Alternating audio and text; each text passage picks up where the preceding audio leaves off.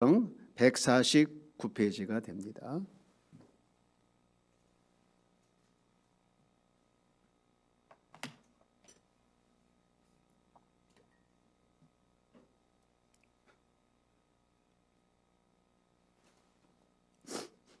우리 같이 함께 합독합니다.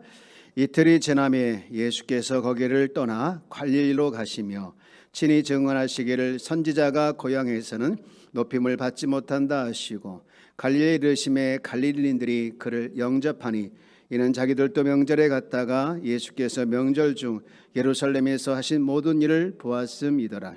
예수께서 다시 갈릴리 가나에 이르시니 전에 물로 포도주를 만드신 곳이라. 왕의 신하가 있어 그의 아들이 가버나움에서 병들었더니 그가 예수께서 오셨다는 것을 듣고 가서 청하대에 내려오셔서 내 아들의 병을 고쳐 주소서 하니 그가 거의 죽게 되었습니다. 예수께서 이르시되 너희는 표적과 기사를 보지 못하면 도무지 믿지 아니하리라. 신하가 이르되 주여 내 아이가 죽기 전에 내려오소서. 예수께서 이르시되 가라 내 아들이 살아있다 하시니 그 사람이 예수께서 하신 말씀을 믿고 가더니 내려가는 길에서 그 종들이 오다가 만나서 아이가 살아있다는 하거늘 그 낳기 시작한 때를 물은즉 어제 7시에 열기가 떨어졌나이다 하는지나 그의 아버지가 예수께서 네 아들이 살아있다 말씀하신 그때인 줄 알고 자기와 그 온 집안이 다 믿으니라. 그래서 유대인에게서 오신 후에 행하신 두 번째 표적이니라. 아멘. 아멘. 계속해서 요한복음을 이제 보고 있는데 지난 수요일 날은 4장 갈릴리 사마리아 여인에 대한 이야기를 이제 끝냈고요. 오늘 4장 마무리 있는 이 왕의 신하 아들이 거의 죽을 뻔했다가 살아나는 고침을 받았다는 그런 말씀입니다. 여기서 주목하게 되는 부분이 왕의 신하의 아들입니다. 아들. 다시 말해서 젊은 사람인데 그런데 그가 죽을 병에 걸렸다라는 사실이죠. 여러분 사실 젊은이들은 죽음에 대해서 생각도 상상도 하지 않습니다. 그렇다고 해서 젊은이들이 뭐 질병이 안 걸리거나 또 죽음과 상관이 없는 것은 아닌데 여러분 제가 질문 하나 할까요? 인류 최초의 무덤의 주인공이 누구일까요? 여러분 아버지가 아니라 아들이죠. 아담의 아들 아벨입니다. 여러분 하나님 입장에서 가장 성공한 사람이 누굴까? 하나님 입장에서 가장 성공한 사람은 나는 기회가 많이 있어 시간이 많이 있어 하면서 하나님께서 주신 사명과 하나님께서 주신 일들에 대해서 나중에 하겠다라는 사람이 아니고 나이가 많든 적든 상관이 없이 하나님께서 주신 사명 하나님께서 주신 그 일들에 대해서 정말 충성스럽게 잘 감당해내는 사람이 하나님 보시기에 성공한 사람이다라고 볼 수가 있습니다. 문득 바울이 충성스럽게 사명을 감당하고 싶은 마음을 담은 말씀이 생각나는 거예요. 사도행전 20장 24절 말씀인데 여기 우리 한번 같이 읽어볼까요? 시작. 내가 달려갈 길과 주 예수께 받은 사명 곧 하나님의 은혜의 복음을 증언한 일을 마치려 하면은 나의 생명조차 조금도 귀한 것으로 여기지 아니하노라. 아멘.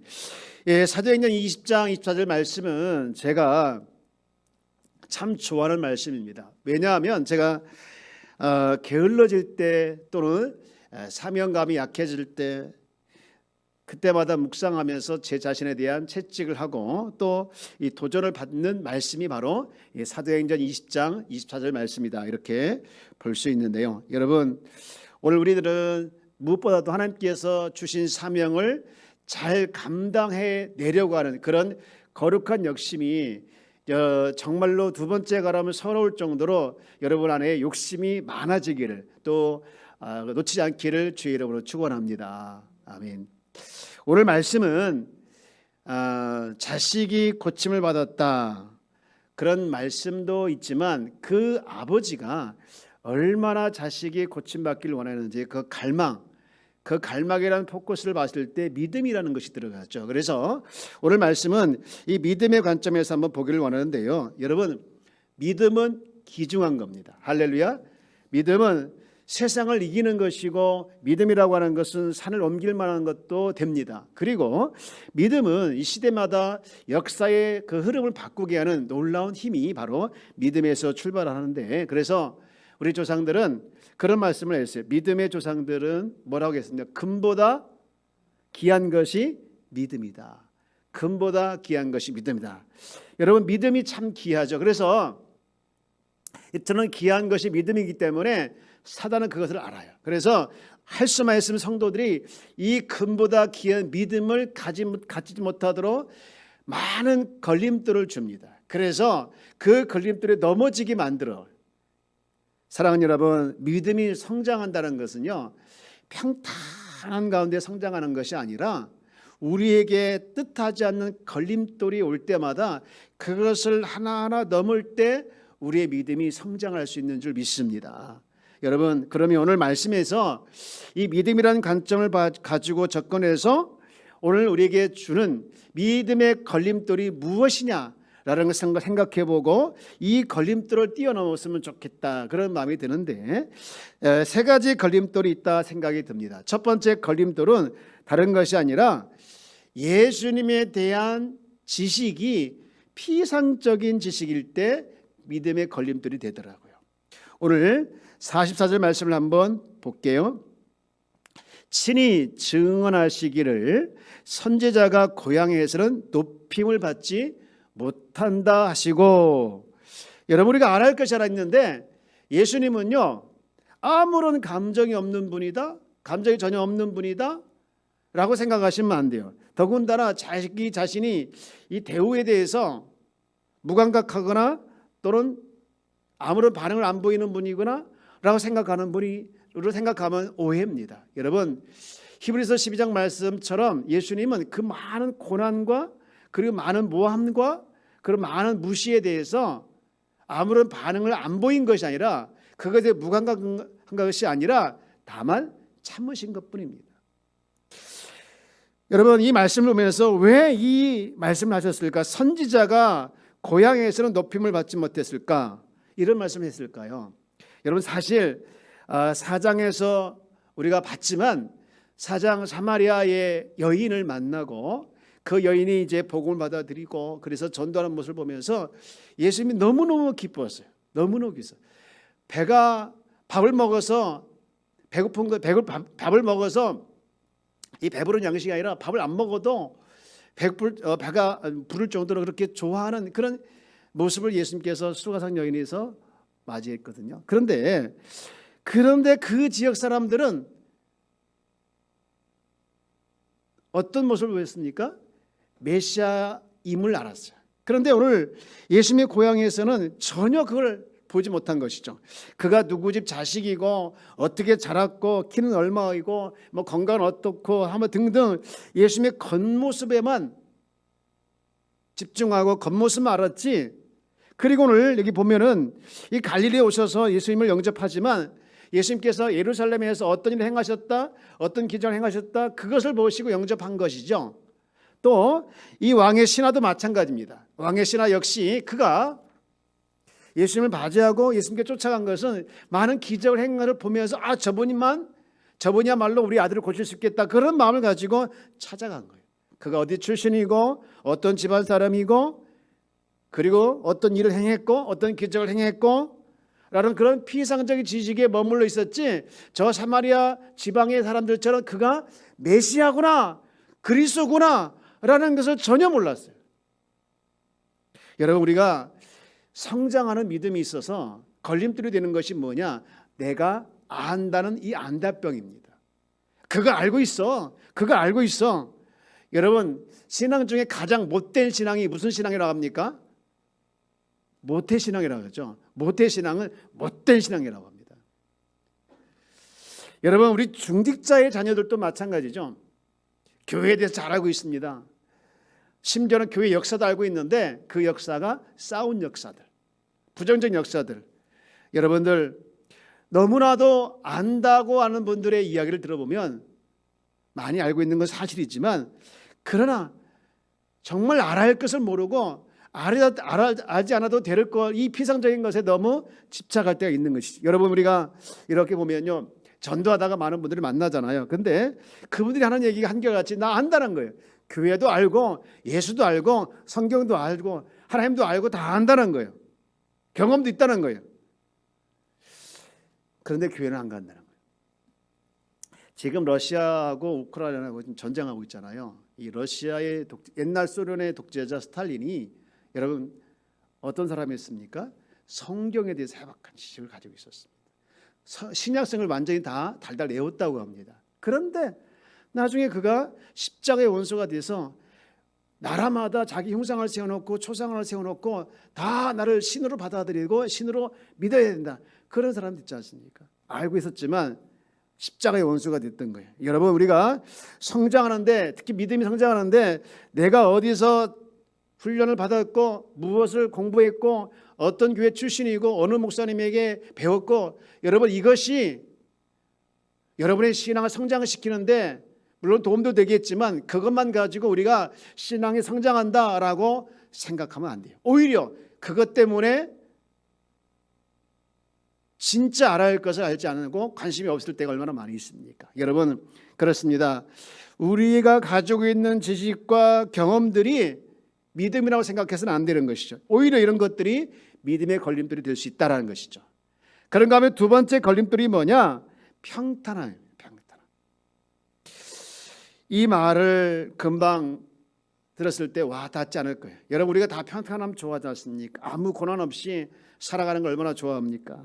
그런데 때로는 고난이 위장된 축복이 되기도 합니다. 오늘 본문에 등장하는 사람의 직책이 뭡니까? 왕의 신하였어요. 왕의 신하. 왕의 신하면 꽤 알아주는 사람 아니겠습니까? 지체가 높은 사람이에요. 그런데 그에게 고난이 찾아온 거예요. 무슨 고난입니까? 그의 아들이 죽게 된 거 아니겠어요? 결국은 그것 때문에 자기가 예수님을 찾게 되었고 그것 때문에 그 가족이 전부 다 예수 믿는 축복이 됐어요. 만약에 이 사람이 아들이 죽게 됐다니 고난이 없었다고 하면 목수의 아들 예수님 찾아갔을까요? 무시하고 말았을 거예요. 오로지 자기 아들을 살려야겠다는 그 절박함 때문에 그는 체면이고 뭐고 다 내려놓고 예수님 찾아간 거 아니겠어요? 성경을 보면 이와 비슷한 사람이 많이 나와요. 백부장, 회당장 야이로. 백부장은 자기 종이 죽게 됐고 회당장은 자기 딸이 죽게 됐고, 그래서 예수님 찾아갔습니까? 생사에 걸린 문제가 있어서 찾아온 거예요. 여러분, 절박한 문제가 어떻게 보면 그 사람에게 고난이지만 그것이 때로는 축복을 포장할 수 있다는 것이죠. 여러분, 고난이 찾아올 때 두 종류더라. 한 사람은 그것 때문에 더 주님께 가까이 가는 성도가 있고, 또 하나는 오히려 그것 때문에 불평하고 하나님 떠난 사람도 있어요. 하나님 살아계시다면 어떻게 나에게 이런 일이, 하나님 살아계시다면 어떻게 나에게 이런 고난을. 우리는 축복만 추구하고 축복만 따라가지 않습니까? 저는요, 바라옵기는 이렇게 가정을 다 돌아보면 고난이 없고 힘든 게 없고 평탄함만 있는 가정이 별로 없더라고요. 다 들어가면 사소한 것이라도 고난이 다 있어요. 바라옵기는 가정마다 힘든 부분이 다 있지만 그럴 때 작은 고난이랄지라도 불평하지 않기를 주의 이름으로 축원합니다. 복음성어정에 참 마음이 와닿는 가사가 있는데 그거예요. 왜 나만 겪는 고난이냐고 불평하지 마세요. 고난의 뒤편에 있는 주님이 주실 축복을 미리 보면서 감사하세요. 저는요, 이 가사가 제가 잘 알고 있는 분이 지은 거지만 너무너무 마음에 닿질 않았어요. 어떻게 왜 고난이냐고, 나만 겪는 고난이냐고 불평하지 말고 고난의 뒤에 있는 축복을 보면서 감사할 수 있느냐, 이해하지 못했습니다. 그러나 어느 날 순간 되돌아 보니까 이게 사실이더라고요. 진짜더라고요.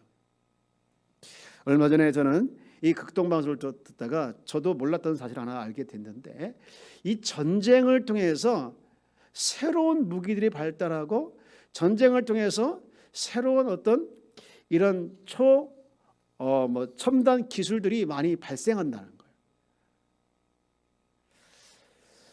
다윗의 시를 보면 주옥 같은 시가 참 많이 나옵니다.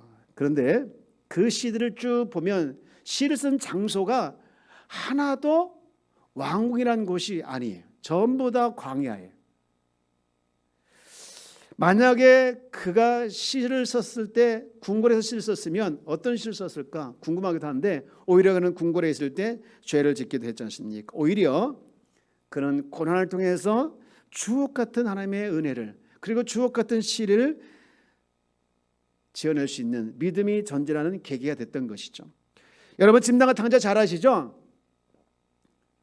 탕자가 집을 나갈 때는 엄청난 재산을 가지고 나갔지만 그가 다 탕진하고 나중에는 돼지가 먹는 지염염을 먹으면서 그때 그가 생각했던 것이 뭡니까? 집으로 가자였어요. 만약에 그가 탕진하지 않았다면 끝까지 그는 집에 안 갔을 겁니다. 제 인생에 있어서 마찬가지예요. 제 인생에서도 저에게 암이란 질병을 주지 않았다고 하면 제가 절박하게 하나님을 찾았을까 생각할 때가 있어요. 끔찍하죠. 여러분, 평탄함은 좋은 것이지만 그것이 오히려 우리를 안일하게 만들 때가 있습니다. 하지만 우리 인생 가운데 원하지 않던 고난과 시련이 찾아왔을 때 여러분, 왜 내게 이런 고난이 왔습니까? 라고 원망하세요. 그리고 우세요. 여러분, 욥이 어땠습니까? 갑자기 찾아온 고난에 대해서 뭐 합니까? 얼마나 불평한지 몰라. 그리고 자기 생일까지 저주하면서 그런 철저하게 원망과 불평과 저주의 삶을 살았습니다. 그런데 중요한 것은 그 원망과 불평을 다 누구한테 한 줄 아십니까? 하나님께 했다는 거예요. 뒹굴고 괴로웠던 시간도 다 누구 앞에 선 줄 아십니까? 하나님 앞에 선 거예요. 그게 다 무엇입니까? 기도의 끈이었어요. 철저히 자기 자신이 원망스럽고 정말 한없이 한탄스럽고 저주하고 싶은 그 모든 것들을 다 쏟아냈는데, 불평했는데, 원망했는데, 울었는데 그걸 누구한테 했느냐? 하나님 앞에 했다는 것이 무엇입니까? 기도의 끈을 그렇게라도 놓지 않은 거예요. 여러분, 시련할 때 설령 나에게 고통의 연속일지라도 그 속에서 성경 읽고 그 속에서 기도하고 그 속에서 예배에 참석하는 걸 놓지 말아야 합니다. 마귀는 다 내려놓게 해요. 기도해봤자 소용이 없고 예배드려봤자 소용이 없고 찬송해봤자 소용이 없다라고 속삭입니다. 속지 말아야 합니다. 여러분, 어려울 때 하나님을 사랑하고 감사하고 내 상황이 이해가 안 되지만 여러분, 그러나 그것을 소원으로 한번 삼아보시죠. 하나님, 제가 이 고난 속에 하나님 사랑을 원합니다. 이 고난 속에 내가 감사하길 소원합니다. 하나님, 내가 이 고난을 이해하길 소원합니다. 그게 뭡니까? 기도의 끈이에요. 때로는 고난이 선물일 수도 있습니다. 오히려 평탄함이 나를 안일하게 만들어버려서 그것 때문에 내 믿음이 저 밑까지 타락하게 만들 수 있음을 기억하며 나로 하여금 믿음으로 나가게 하는 고난이 때로는 포장된 축복임을 기억하며 여러분, 감사하기를 주의 이름으로 축복합니다. 마지막으로 믿음의 걸림돌이 또 하나 있더라고요. 그것이 뭐냐? 내 방법대로 해야 된다는 것이죠. 여러분, 47절 말씀을 한번 읽어볼까요? 시작. 그가 예수께서 유대로부터 갈릴리로 오셨다는 것을 듣고 가서 청하되 내려오셔서 내 아들의 병을 고쳐주소 하니 그가 거의 죽게 되었습니다. 여러분, 이 말씀을 읽으면서 무슨 생각이 듭니까? 예수님께 지금 청합니다. 빨리 와서 내 아들을 고쳐달라는 거예요. 빨리 와서. 지금 이 왕의 신하가 예수님께 청하는데 뭐라고 청합니까? 예수님, 빨리 우리 집에 오셔서 내 아들을 고쳐주세요. 빨리 와서 고쳐달라고 하는 이 왕의 신하의 말을 들으면서 비슷한 얘기가 나와요. 회당장 야이로가 한 번은 자기 딸이 죽게 됐을 때 뭐라고 합니까? 마가복음 5장 22절 말씀 볼게요. 여기서 이렇게 얘기합니다. 회당장인 하나인 야이로가 하는 이가 와서 예수를 보고 발 아래 엎드려 23절 같이 볼까요? 시작. 간곡히 구하여 이르되 그로 구원을 받아 살게 하소서 하거늘. 여러분, 이게 뭐가 잘못입니까? 맞죠? 그런데 심지어 마르다도 이렇게 비슷하게 외칩니다. 요한복음 11장 21절 말씀. 마르다가 예수께 여짜오되 주께서 여기 계셨더라면 내 어러비가 죽지 아니하였겠나이다. 다 공통점이 뭡니까? 내가 생각하는 대로, 내가 생각하는 방식대로 예수님이 내려오시고 예수님 여기 계셨더라면 살아났을 건데, 고침받았을 건데 라는 마음이 지금 있는 거예요. 다 누구의 방법입니까? 내 방법인 거예요. 그러나 백부장은 달랐어요. 여러분 마태복음 8장 8절 말씀 볼까요? 백부장이 대답하여 이르되 주여 내 집에 들어오심을 나는 감당하지 못하겠나이다. 나는 감당하지 못하겠나. 다만 말씀만 없어. 그러면 내 한이 낫겠나이다. 무슨 얘기입니까? 백부장도 자기의 절박한 문제가 있었습니다. 자기의 필요가 있었습니다. 그래서 그것을 고했습니다. 그러나 그는 주님께 이렇게 저렇게 지시하지는 않았어요. 하지는 않았습니다. 여러분 나머지 사람들은 다 자기의 절박한 문제를 고하고 그리고 난 다음에 자기의 방법대로 되어지기를 지시하는 거예요. 내려오셔야만 합니다. 오셔야만 합니다. 라고 다 자기의 방법을 지금 제시하는 것이죠. 오늘의 나와 있는 본문에 나와 있는 이 왕의 신하 역시 주님이 내려오셔야만이 내 아들이 고침을 받겠습니다 하고 피력하고 있는 것이죠. 여러분 이 모습을 보면서 우리는 어떤가요? 우리는 백부장처럼 하나님께 나의 절박한 문제를, 내 문제를 하나님께 고하고 아뢰고 기도하는 것은 맞습니다. 그러나 내 방법대로 되기를 원합니다라고 기도하는 것은 내 믿음을 성장시키는데 걸림돌이 되는 거예요. 여러분 주님은요, 주님의 뜻이 있고요, 주님은요 주님의 방법이 있는 거예요. 그래서 내가 원하는 방법대로, 내가 원하는 뜻대로 하지 않을 때가 너무 많아요. 오늘 본문의 말씀 볼까요? 50절. 분명히 왕의 신하가 오세요라고 했는데 50절에 뭐라고 합니까? 이렇게 하죠. 시작. 예수께서 이르시되 가라 내 아들이 살아있다 하시니. 아멘. 분명히 왕의 신하는 오셔야만 됩니다라고 말씀을 드렸어요. 그러나 예수님께서 그에게 말씀을, 히터 좀 꺼줄래요? 예수님께서 말씀하시기를 아니다, 네 방법대로 내가 하는 것이 옳지 않다. 나는 내 방법대로 내 뜻대로 할 테니까 그냥 가라는 것이죠. 53절에 보니 믿고 가서 많은 역사가 일어났죠. 그 사람도 믿고 온 집안이 다 믿었습니다. 사랑하는 여러분, 신앙은요 하나님 앞에서 내 뜻을 구하는 것이 아니라 하나님의 뜻을 구하는 것인 줄 믿습니다. 신앙은요 내 방법대로 되기를 원하는 것이 아니라 하나님의 방법대로 되기를 원하는 것이 신앙인 줄 믿습니다. 이 목회자인 나에게 가장 큰 유혹이 바로 이거예요. 늘 어떤 교회가 어떤 프로그램에서 성공하고 부흥됐다면요 저도 모르게 혹해. 그래서 가서 듣고 싶고 배우고 싶어요. 그 찾아갑니다. 그래서 이렇게 저렇게 들어오면 막 당장 와가지고 적용하고 싶어요. 야 이렇게 하면 우리 교회도 이렇게 될 것 같다, 막 그런 믿음이 와요. 믿음이. 그런데 여기에 함정이 있습니다.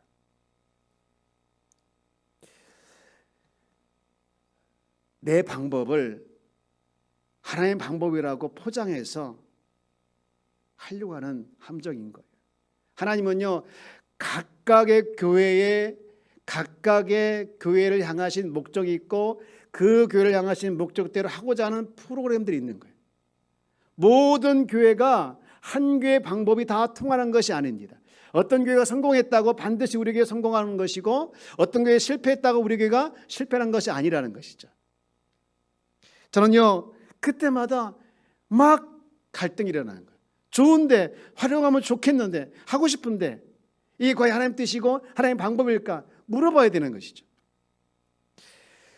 여러분 우리 기도도 마찬가지입니다. 내가 원하는 기도를 들어주시면 좋겠지만 그럼에도 불구하고 전혀 다르게 응답하실 때가 있어요. 월요일날 새벽 기도를 마치고 제가 참 희한한 경험을 했습니다. 사실 코로나 때문에 모두 힘들잖아요. 우리 교회 성도들도 보면 마찬가지로 힘들더라고요. 힘들어 하시더라고요. 그러다 보니까 교회도 힘든 거 맞아. 헌금도 줄어요. 어떤 때는 이게 교회를 운영하다 보면 빠듯할 때가 있어요. 근데 제가 하나님 돈 좀 주세요. 이렇게 기도해야 되는데 그런 기도를 제가 못해요. 어떻게든 제가 그냥 해보겠다는 마음이 커요. 그런데 그날 아침, 월요일 아침에 새벽기도 마치는데 하나님께서 제 마음을 아셨는지 성령을 통해서 강력하게 야, 돈을 구해. 돈 달라고 해. 라는 음성을 2번씩이나 하시는 거예요. 2번씩이나. 그래서 제가 하나님 돈 주세요. 돈 주세요. 그리고 갔어요. 잊어버렸죠. 그날 아침에 이제 어느 그 성경 스쿨이 있어서 거기 졸업식에 제가 축사를 맡아가지고 축사를 하고 있는데 계속 모르는 전화가 오는 거예요. 모르는 전화가. 나중에 문자 왔는데 누구누구 자제인데 연락 좀 주세요라고 문자가 왔더라. 그래서 제가 전화를 드렸죠. 무슨 일이신가요? 했더니 쭉 설명하는데 알고 보니까 우리 교회에 다니셨던 박세철 집사님이라는 분이 계신데 그분이 5년 전에 6년 전에 돌아가셨거든요. 근데 이 병원에 입원하셔서 치료 중에 갑자기 돌아가신 거예요. 저도 이상하다 생각했는데 이제 아들들이 그냥 거기서 포기하지 않고 이걸 계속 문제 삼아가지고 이제 여태까지 싸운 거예요. 그래서 마침 결론이 나서 그 의료사고에 된 것이 아니라 행정적으로 어떻게 잘못한 것에 대해서 의료 쪽에서 이제 그 의료금이 나왔나 봐요. 근데 이 자녀들이 생각하기를 우리 아버지가 다니셨던 교회에 헌금을 좀 했으면 좋겠다라고 생각을 하신 거예요. 그래서 나한테 전화가 온 거예요. 혹시 한마음교회 목사님 아니시냐고요. 양지만 목사님 아니냐고. 맞다고 하면서 쭉 얘기하는데 그렇게 얘기를 하시는 거예요. 그래서 자기 형제들이 이렇게 지금 조금이라도 아버지가 다니셨던 그 교회에 헌금을 하고 싶어서 보내려고 합니다. 제가 깜짝 놀랐어요. 깜짝 놀랐어요. 그래서 제가 이제 계좌번호를 보냈고 또 헌금을 보내오셨더라고요. 그리고 그 헌금을 받아보고 제가 얼마나 회개했는지 몰라요. 저는요, 내 방법을 통해서 또 사람을 통해서 어려움을 해결하려고 할 때가 많았어요. 하지만 하나님은 아니라는 거예요. 아니라는 거예요. 하나님 방법대로 하라는 거예요. 여러분 그렇습니다. 우리는 내 방법을 포기하지 않으면 때로는 그것이 나의 신앙 성장의 걸림돌이 될 수 있음을 우리가 기억하며 하나님의 방법대로 하시도록 맡기고 겸손한 마음으로 순종하며 따라가는 귀한 성도가 다 되어지기를 주의 이름으로 축원합니다. 이제 말씀을 마치고자 합니다. 여러분 신앙에 걸림돌이 있다고 하면 반대로 신앙에 주춧돌이 있는 줄 믿습니다. 그 신앙의 주춧돌은 다른 게 아니라 예수 그리스도인 줄 믿습니다. 살아 역사하시고 지금도 살아 역사하시고 또 앞으로 살아 역사하시는 그리스도가 여러분의 신앙의 주춧돌이 되어서 그분을 인하여 성장하고 또 날마다 믿음이 다른 사람에게 영향을 끼치는 그런 믿음의 장보가 다 되어지기를 주 이름으로 축원합니다. 축원합니다. 오늘 아까 설교 전에 설교 시간에 말씀드렸던 주님 손잡고 일어서세요. 한번 우리 찬양을 불렀으면 좋겠어요. 왜 나만 겪는 고난이냐고 불평하지 마세요. 고난에